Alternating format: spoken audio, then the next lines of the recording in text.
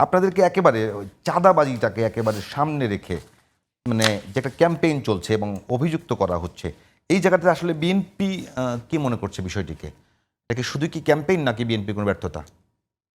আমি আপনাকে বলি, এই যে এনসিপি এই যে পদযাত্রা করছে, বড় বড় প্রোগ্রাম করছে, সেরাটনে ইফতার পার্টি করলো, কি দিয়ে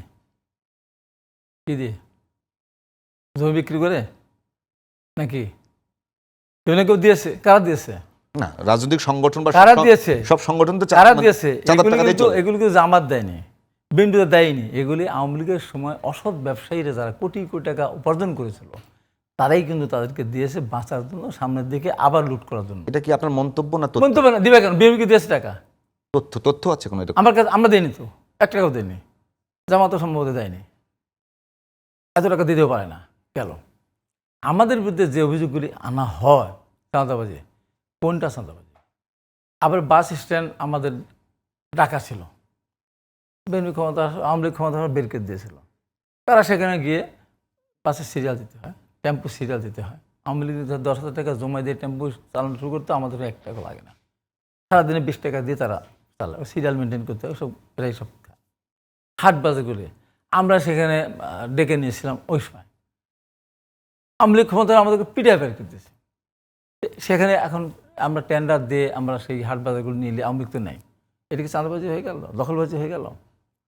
তেমনিভাবে বাস মানে আপনারা বলছেন যে স্বচ্ছ প্রক্রিয়ার মাধ্যমেই এর ভিতরে 2-1টা জায়গায় এটা আমাদের ওখানে তো জামাতে হাট ডাকছে, তো জামাত হাট ডাকছেন, অনেক জায়গায় ডাকছে তো।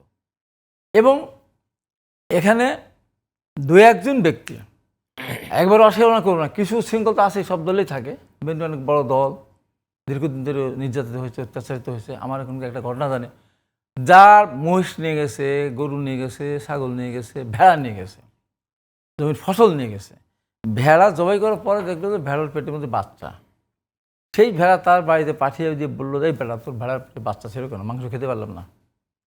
কি নির্মম নিদারুণ অত্যাচার হয়েছে! এই অত্যাচার জামাতের বিরুদ্ধে হয়েছে, এনসিপির বিরুদ্ধে হয়েছে।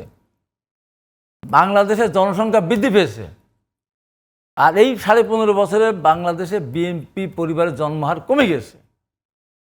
দেখা দেবো আমাদের ছেলেরা ছাত্রদল যারা করে, তারা বয়স 30, 40, 45, 35, 70 বছর বয়সে বিয়ে করতে পারে না। বিয়ে করে থাকবে কোথায়? শ্বশুরবাড়ি যেতে পারে না, বাড়িতে থাকতে পারবে না, জন্মহার কমলো না। আমাদের যাদের সন্তান হওয়ার সম্ভাবনা ছিল, তাদের বাড়িতেই যেতে পারে না। আমি মিরপুরে জিজ্ঞাসা করি কমিটির লোকজন, তুই থাকো কোথায়? যাত্রাবাড়ি জিজ্ঞাসা, তুমি কোথায় থাকবো? মোহাম্মদপুর। ঘরে শুতে পারে না, ছেলে মেয়ে বউ বাচ্চার সাথে দেখা করতে পারে না, জন্মহার কমে গেছে আমাদের। তাহলে তো বিএনপি ভোট প্রচুর কমেছে তো আমাদের নতুন প্রজন্ম ভোটার আমাদের কমে গেছে তো। এটা কি এই কারণে মানে তারা এই যে বিয়ে শাদী করতে পারে না, স্ত্রীর কাছে যেতে পারে না? স্বাভাবিক, হ্যাঁ স্বাভাবিক। এই যুক্তি খণ্ডাতে কেউ পারবে না। তারপর বাড়ি নাই, ঘর নাই, বাড়ি ছাড়া, ঘর ছাড়া। আজকে আপনি দেখেন তো, জামাতের ভোটও তো কমার কথা না, জামাত ঠিক মতোই করছে, তাদের তো তাদের হয়নি।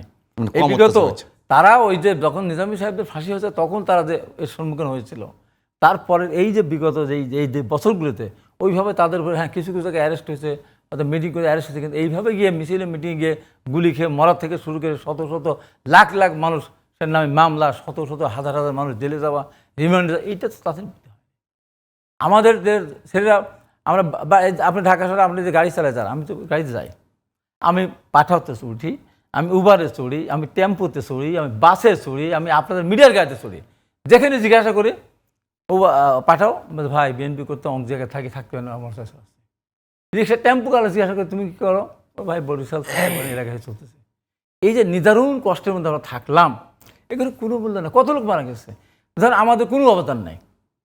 এই যে 15.5 বছর আমরা নদী সাঁতরিয়ে, জামাতকে নদী সাঁতরিয়ে গেছে মিটিংয়ে গেছে। আমরা 28 অক্টোবর বাংলাদেশের ইতিহাসে সবচেয়ে বেশি লোক উপস্থিত হয়েছিল, আমাদের তছনছ করে দিল। জামাত ইসলামকে সুন্দরভাবে আপনার ওই যে নর্থ কলেজের ওখানে মিটিং করে বাড়ি চলে গেল। অত্যাচারটা কাদের উপর হয়েছে?